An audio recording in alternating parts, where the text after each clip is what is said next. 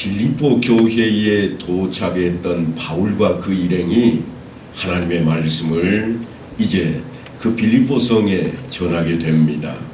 여러 날 동안 거기에 머물게 되었는데요. 그것은 아마도 루디아의 가정에서부터 시작된 복음 증거가 그 가정에 교회를 세우는 일로 확장되었기 때문일 것입니다. 그런데 오늘 본문에 보면 거기에서 뜻하지 않는 일을 당하게 됩니다. 뜻하지 않는 일을 당하게 되면서 바울은 이제 감옥에 갇히게 되고 그 지경에서 쫓겨나게 될 수밖에 없는 그러한 처지에 머물게 되어버립니다. 이 사건의 배경을 보면 어떤 여자 종이 하나 있는데 이 여종이 귀신이 들려가지고 미래를 예언하는 능력을 받게 되었습니다. 요즘 우리식으로 이야기하자면 점쟁이 당굴레가 된 겁니다. 그래서 꽤나 유명했습니다. 그 지역에서 많은 사람들이 이 여종에게 찾아와서 뭔가를 물으면 답을 얻는 놀라운 일들이 벌어지므로 이게 그 여종의 주인에게는 장사수완이 되었습니다. 돈벌이가 제법 쏠쏠했는데 어느 날 갑자기 이 점쟁이가 점치는 것을 못하게 되어버렸습니다. 왜 그렇게 되었을까요? 사도 바울 때문이었습니다. 이 일어난 배경을 보면 이렇습니다. 이 여종이 바울과 그 일행을 만나자 그들을 보고 이렇게 외칩니다. 이 사람들은 지극히 높은 하나님의 종으로서 구원의 길을 너희에게 전하는 자라. 아무도 기독교에 대해서 모르는 땅입니다. 아무도 예수가 누군지 지금 생각조차 하지 않고 있는데 그들 앞에 이 사람들은 지극히 높은 하나님의 종들이다. 그런데 그들이 구원의 길을 너희에게 지금 전하고 있노라. 그렇게 외치고 있습니다.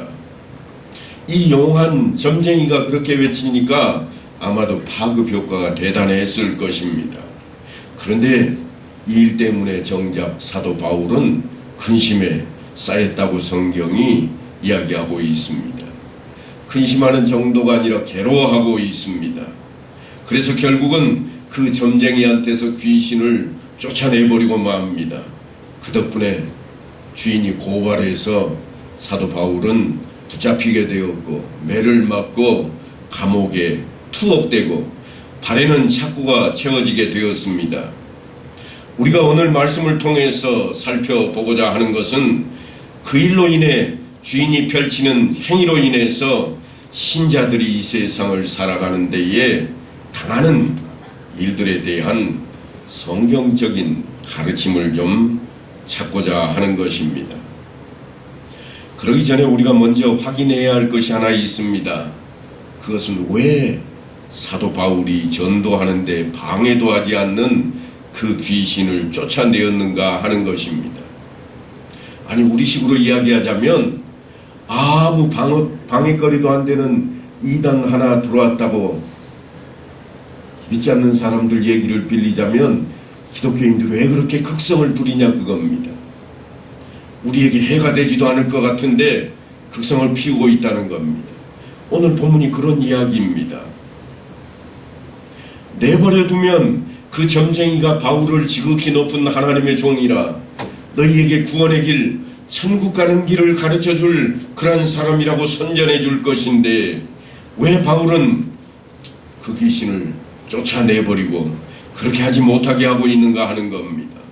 별것 아닌 것 같고 또 아무것도 아닌 것 같지만 사실은 대단히 중요합니다.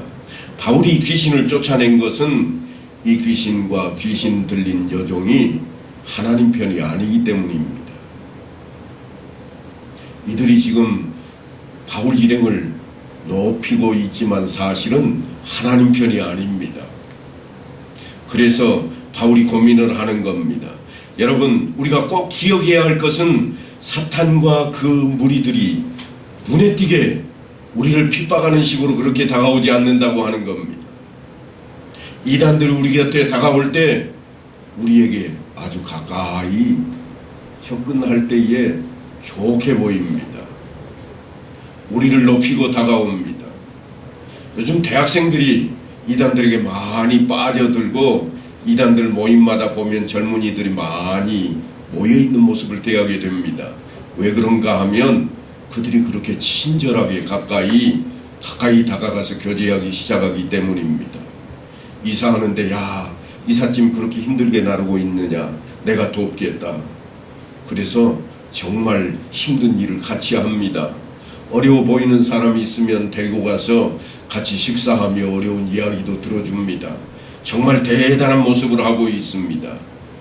그 사람들이 우리에게 우리는 예수 믿는 것을 결사반대한다, 그렇게 머리띠를 두르고 구호를 외치고 다가오지 않는다고 하는 겁니다. 절대로 그렇게 다가오지 않습니다. 사탄도 자신들이 광명한 천사라고 위장을 하고 다가오는 겁니다. 그래서 사탄의 시험과 그들의 반대가 얼른 보아서는 분간이 되지를 않습니다. 아니, 어떤 때는 우리보다도 훨씬 더 열심히 정말 지극정성으로 그렇게 사람들을 대하는 것을 우리가 보게 된다고 하는 것입니다.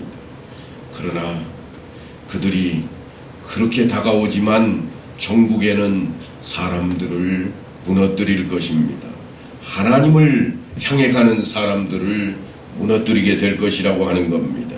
지금 분명하게도 이 사람들은 지극히 높은 하나님의 종으로서 구원의 길을 너희에게 전하는 자라, 그렇게 외치고 있지만, 분명하게 맞는 이야기지만 이걸 근거로 해서 이 귀신 들린 자와 또한 조종하는 그 자들이 발언권을 얻고자 하는 겁니다. 그래서 바울이 그 귀신을 쫓아내버렸습니다. 이것은 진리가 아니었나, 이것은 사실이 아니냐 하는 것으로 지금부터 바울이 하는 이야기를 우리가 우리 마음속에다 좀 받아들여야만 되겠습니다. 사탄은 바울이 하는 일을 방해하기 위해서 처음에는 이처럼 바울이 아주 대단한 인물이라고, 잘하는 그러한 인물이라고 그렇게 지켜 세우고 있지만 얼마 가지 않으면 본색을 드러내게 될 것입니다. 이런 일들은 우리 주변에서도 자주 일어납니다. 어느 때 우리의 신앙이 떨어지는가 하면 우리가 먹고 살만할 때 신앙이 무뎌집니다. 어느 때 더 열심히 있었는가 하면 생각을 해보시면 금방 아마도 우리 주변에도 그런 일들이 있음을 깨닫게 될 것입니다. 하지만 예수 믿는 것이 언제부터 어려워져 버리는가 하면 돈 잘 벌고 지위가 높아지면 높아질수록 그때부터 예수 믿는 것이 어려워집니다. 사업이 잘 되면 하나님께서 축복하셨다고 우리는 틀림없이 기뻐하고 할렐루야 감사할 것입니다. 아니, 잔치까지 베풀 수도 있습니다. 한 자리를 차지하면 하나님께서 함께 해주셔서 이런 자리에 오르게 되었노라고 할렐루야 부르며 우리는 자랑하며 함께 할 것입니다. 그런데요, 그날부터 우리는 어디에 빠져들기 시작하는가 하면 바쁘다고 하는 세상 속에 빠져들어가게 되어버리고 맙니다. 너무도 바빠서 교회에서 얼굴을 보기 힘들 수밖에 없는 그런 지경에 처해버리고 맙니다. 그러니까 그것이 하나님께서 주신 축복인지 아닌지 우리로 혼란하게 만드는 내용입니다. 자네 만나기가 대통령 만나기보다 더 힘드네. 그 이야기를 듣는 사람이 이 자리에 있다면 우리는 다시 한번 우리의 신앙을 조명해 봐야 됩니다. 아이들에게도 우리는 동일한 조건으로 다가갑니다. 종종 제가 말씀을 드립니다만 아이들이 고3이 되면 부모가 하는 이야기가 있습니다. 야, 너 하나님 영광 가리지 마라. 그러니까 어떻게 하라고요? 죽었다 깨어나도 대학은 합격해야 돼. 그래서 오늘부터 교회 가는 것 좀 1년간 안 가도 괜찮아. 하나님 영광 가리지 않기 위해서 교회 가는 것을 발묶어 버립니다. 그렇게 해서 아이는 열심히 공부합니다. 공부에 몰두합니다. 그렇게 해서 대학에 들어가고 대학생활을 하게 되었습니다. 그런데요, 그렇게 해서 대학 들어간 아이들 치고 신앙생활을 꾸준하게 잘하는 아이들을 제가 본 적이 없습니다. 뭐 내 영혼은 파는 한이 있어도 내가 지옥 가도 좋으니까 내 자식만은 좋은 대학 갔으면 좋겠노라고 그렇게 생각하시는 부모님이 계실지 모르겠습니다만 그것은 여러분도 망하고 자식도 망하는 길입니다. 무엇이 복된 삶이냐 하는 것은 긴 안목으로 봐야 됩니다. 그래서 사실 우리가 예배당에 나와서 신앙생활하다가 놀라운 복을 받게 되면 그때부터 긴장해야 됩니다. 많은 사람들이 장로 임직을 하고 집사, 권사 임직을 하고 그 다음에 어려운 일을 당했다고 하는 것이 바로 그런 일들입니다. 이제는 내가 뭔가를 하게 됐노라고 그래서 들떠 있을 때 우리는 아주 사소한 것들에 넘어가서 쓰러지고 맙니다. 바울이 지금 그 문제로 괴로워하는 것은 사탄이 묘하게도 바울에게 초점을 맞추고 있기 때문입니다. 바울이 증거하는 하나님이 아니라 바울을 높이고 있습니다. 이 사람 대단한 사람이야. 너희들을 구원할 사람이야. 하나님이 구원하겠다고 지금 이 귀신 들린 여종이 이야기하고 있지를 않습니다. 이 사람들이 너희를 구원할 자로다. 하나님께서 이 사람들을 이미 높이 세워놓은 그런 사람이라, 복받은 사람이라 현혹하고 있는 것입니다. 그래서 바울이 지금 괴로워하고 있습니다. 점쟁이가 사람들의 미래를 내다보고 그러니 얼마나 사람들이 많이 몰려들었겠습니까? 사탄은 지금 그것과 똑같이 바울을 지켜 세워서 그를 올가매려고 하고 있는 것입니다. 그래서 사도 바울만 그렇더냐? 사도 바울이 그런 줄 지금 누가 안다는 거예요? 자기들이 안다는 거. 그러니까 누가 더 유명한가? 우리가 훨씬 유명하다. 그 자리로 지금 몰고 가려고 하는 겁니다. 그래서 결국 사도 바울은 그 귀신을 쫓아내버리게 되었고 그 여종의 주인들은 돈벌이가 사라져 버렸습니다.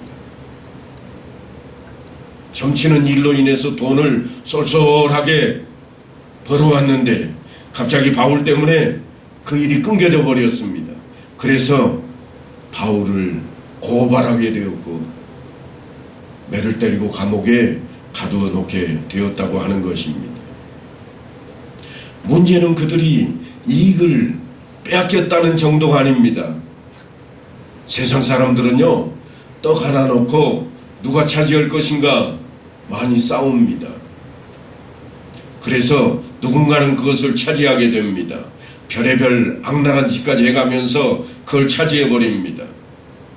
하지만 신자와 불신자의 싸움은 그런 싸움이 아닙니다. 싸울 때 보면 신자가 양보하고 관용을 베풀어도 불신자가 더욱 극렬하게 화를 내고 덤빕니다.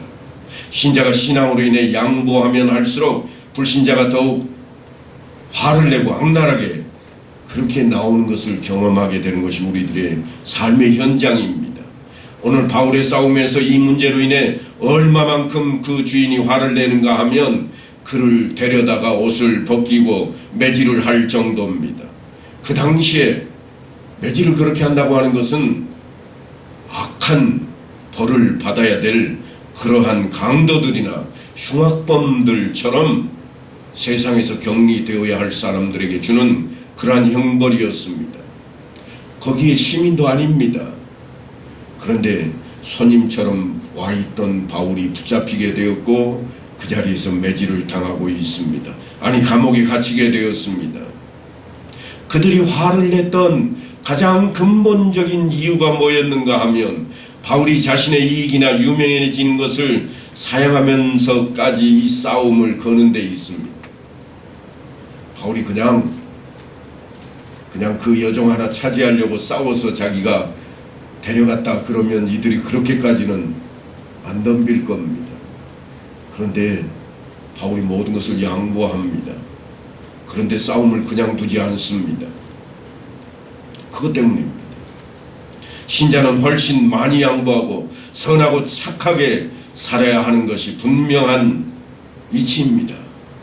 그럼에도 불구하고 훨씬 더 많이 조롱을 당하며 훨씬 더 많은 공격을 받게 됩니다. 그것이 신자의 삶의 원리라. 오늘 사도 바울의 이야기는 우리에게 그것을 깨달을 수 있도록 지금 그 부분을 보여주고 있다고 하는 것입니다. 교회에 처음으로 나왔던 인물들이 친구들이 누가 있는가 하면 다 세상 사람들입니다. 그래서 교회에서 서리 집사를 딱 임명받고 나면 친구들이 뭐라고 그러는가 하면 어이 축하하네, 오늘 소주 한잔 하세, 그런다고요. 자기들은 교회 문화를 모르니까요.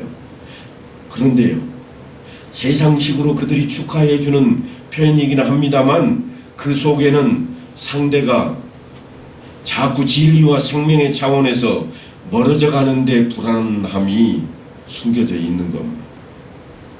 이거 예수 믿으니까 이제 우리가 떠나겠다, 그 불안감이 있는 거예요. 그래서 더 분노하고 화를 냅니다. 너 술 안 마셔? 안 마실 수도 있지. 그럴 건데도 불구하고 끝까지 마시라고 붙잡아 매고 안 마시면 머리에 붓기까지 하는 일들이 왜 벌어지는가 하면 자기들한테서 이탈해버릴 것에 대한 두려움이 있기 때문입니다. 그래서 공범으로 만들고 싶은 겁니다. 그저 교회는 나가도 우리하고 똑같다, 여전히 내 친구고 여전히 나와 똑같은 생활을 한다고 하는 것을 보여주기를 원하는 겁니다. 직장에서는 더 하지요. 자네 직장에서 그 직책을 유지하려면 그 정도는 해야 돼. 교회 나간다고 직장 안 다닐 거야? 이렇게 덤비는 거죠.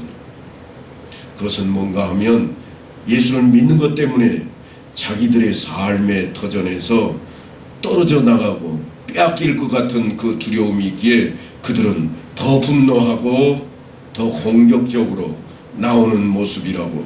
그래서 사도 바울은 지금 애초에 끊을 것을 끊어버려야 되겠다고 그렇게 우리 앞에 귀신 쫓는 이야기로 가까이 다가오고 있습니다. 그래서 우리 모두가 이 싸움에서 지면 안 되는 겁니다.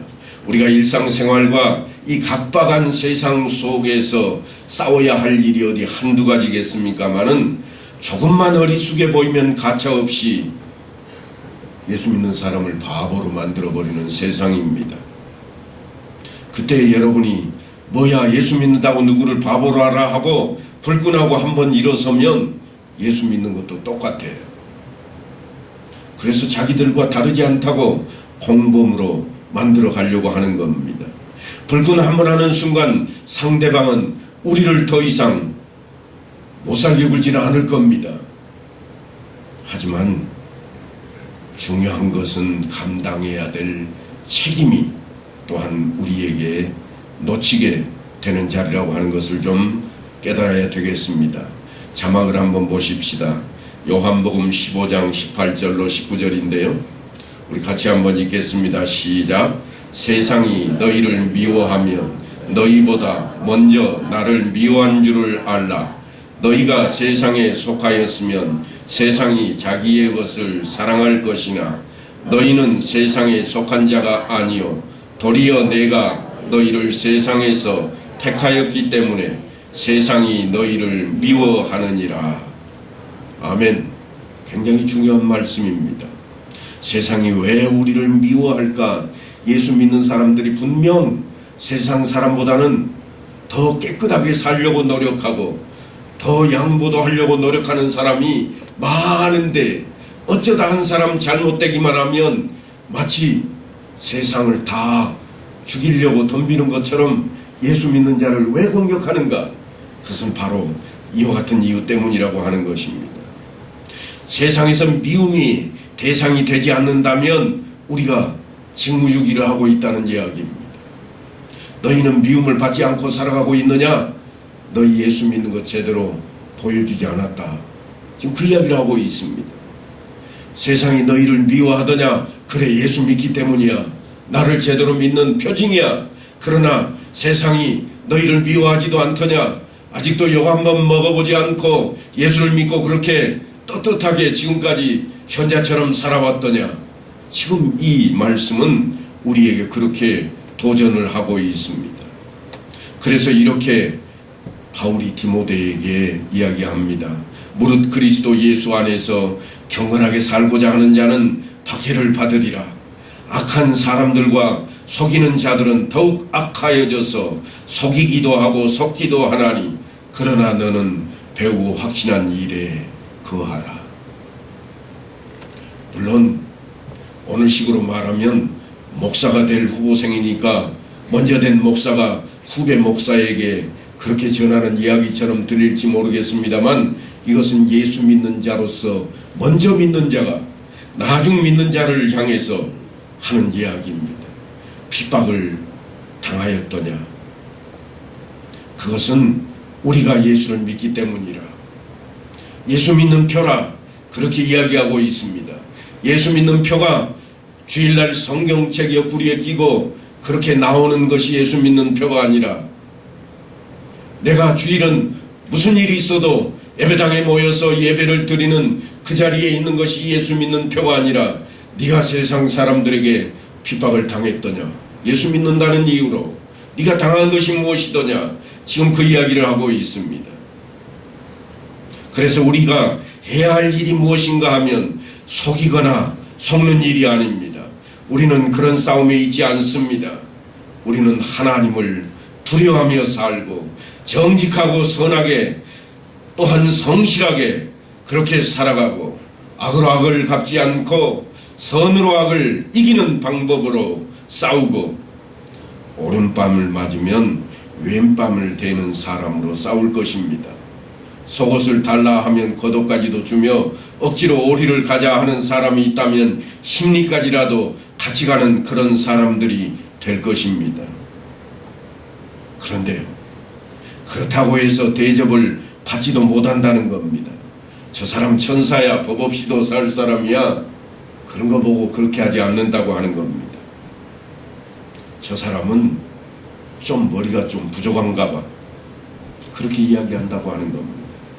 하지만 여러분, 이 이야기를 우리 안에서 우리끼리 하라는 이야기가 결코 아닙니다. 세상 사람들을 대할 때 그렇게 대하라고 하는 거예요.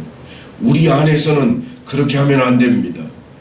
우리는 하나님의 사람이요, 하나님께서 우리를 이미 택하셨고 우리는 형제라 자매라. 그러니 우리끼리는 어떻게 하는가? 잘못하면 잘못한다고 말할 수 있어야 되고, 때로는 교훈도 하고 때로는 같이 엎어져서 엉엉 울기도 해야 된다고 하는 겁니다. 그러니까 성경에 나오는 일부 글귀를 가지고 모든 것을 우리가 그렇게 살아야 될 것처럼 그렇게 해서는 안 됩니다. 우리 가운데 누군가 어려움을 당하거든 우리는 가서 위로하고 격려해야 할 것입니다. 오리를 가야 할 사람이 있거든 같이 오리를 가줘야 할 것입니다. 그럼에도 불구하고 그가 게을러서 가지 않거든 우리는 훈계도 해야 됩니다. 그가 잘못된 길로 가려고 하거든 그에게 교훈을 해야만 할 것입니다. 그래서 이런 말씀을 주님께서 하십니다. 의를 위하여 핍박을 받는 자는 복이 있나니. 의를 위하여 핍박을 받는 자입니다. 천국이 그들의 것임이라. 나로 말미암아 너희를 욕하고 박해하고 거짓으로 너희를 거슬러 모든 악한 말을 할 때에는 너희에게 복이 있나니 기뻐하고 즐거워하라. 하늘에서 너희의 상이 큼이라. 너희 전에 있던 선지자들도 이같이 박해하였느니라.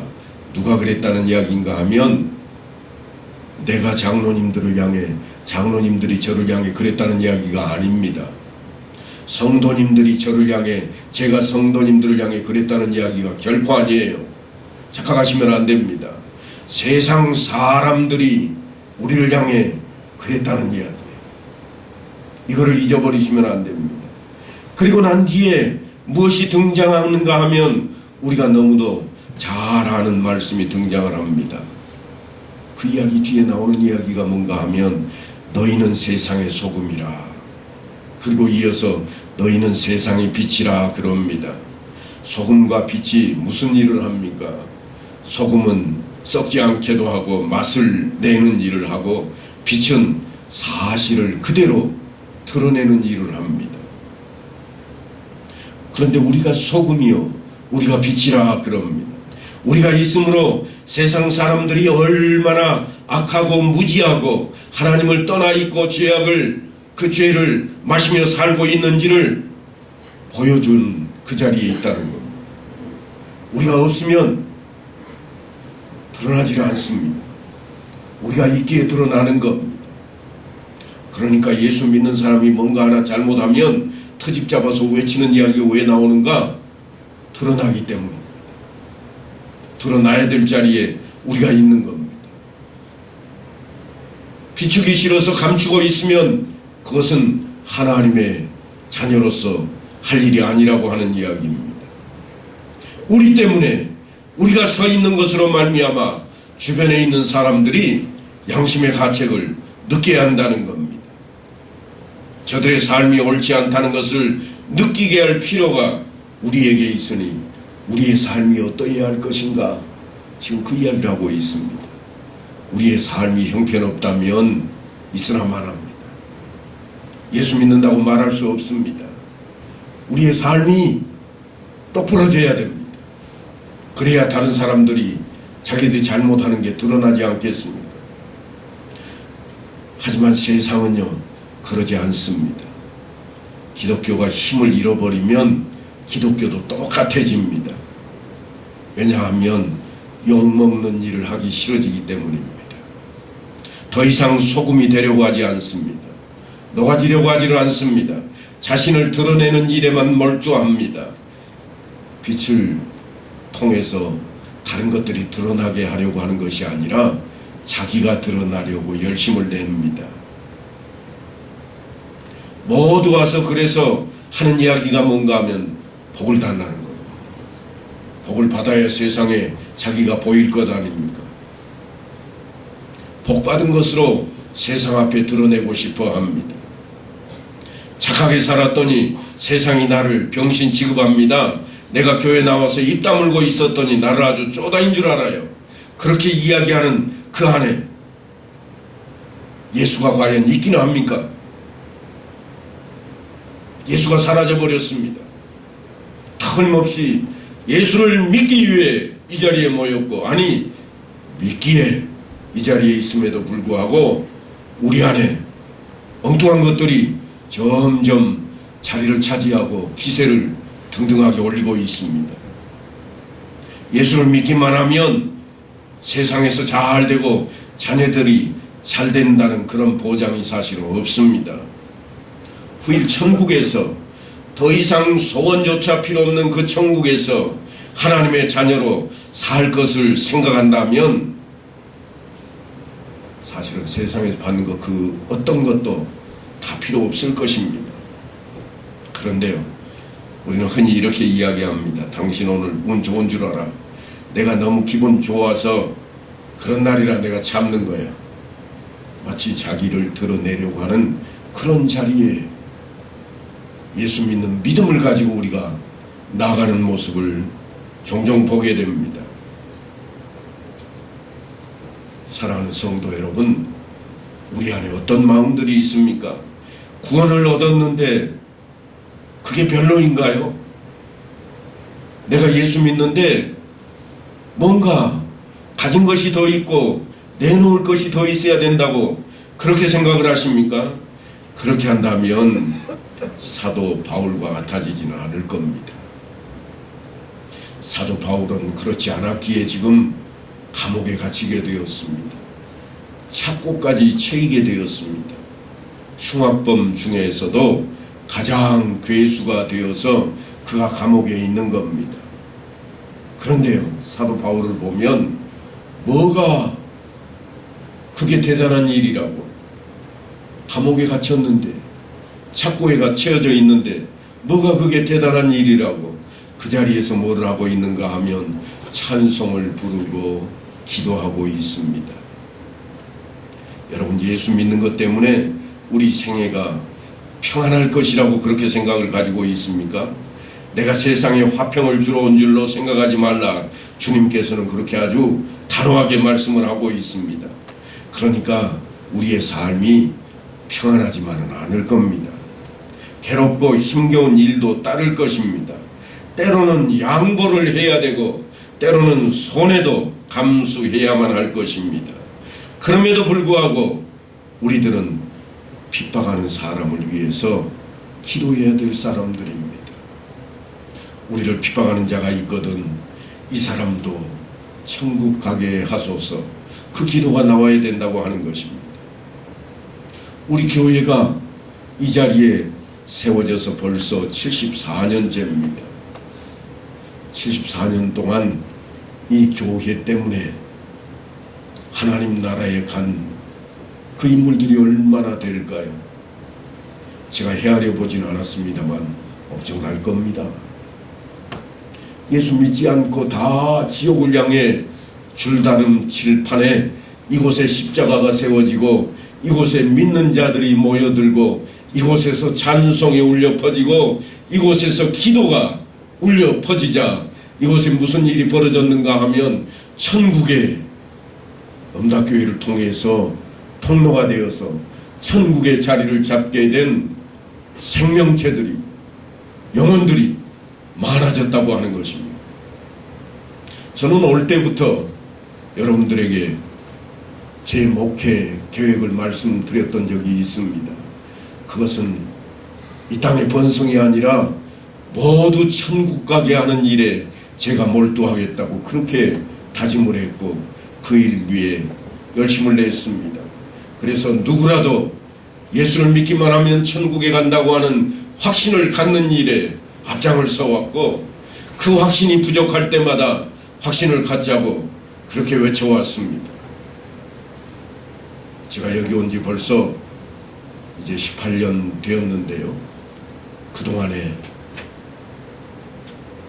이곳에서 우리와 함께 신앙생활을 하다가 하늘나라로 간 인물들만 엄청납니다. 그 인원들이 엄청납니다. 교회 하나쯤 될 것 같아요.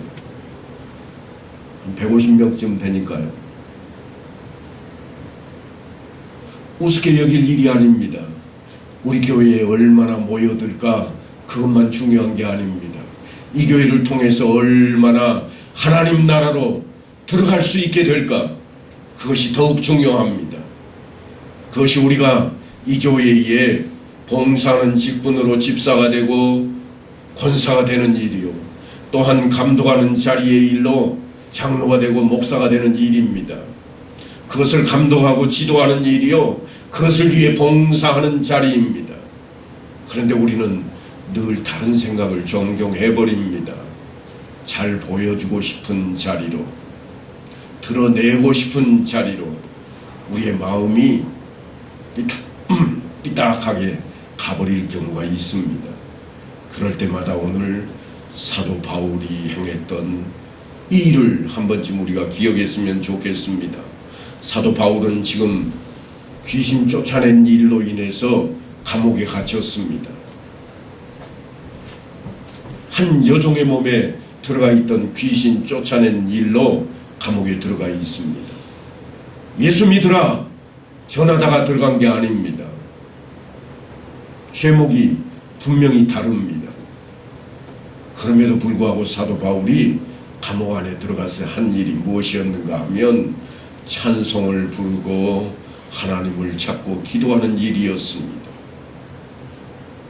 사랑하는 성도 여러분, 우리의 삶의 목적이 어디에 있을까요? 사람의 목적은